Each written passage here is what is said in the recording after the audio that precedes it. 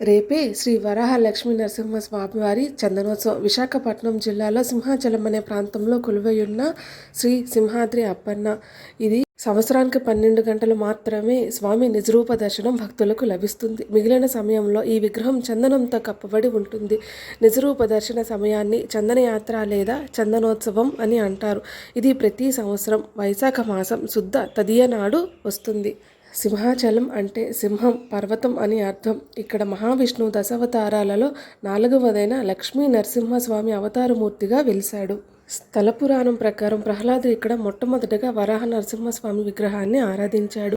ఇక్కడ నా రిక్వెస్ట్ ఏంటంటే, లాస్ట్ ఇయర్ చందనోత్సవంలో ఇంత ప్రోటోకాల్లో కూడా ఒక ఆయన మొబైల్ లోపలికి తీసుకెళ్ళి స్వామి నిజరూప దర్శనం ఫోటో తీసి సోషల్ మీడియాలో పెట్టారు.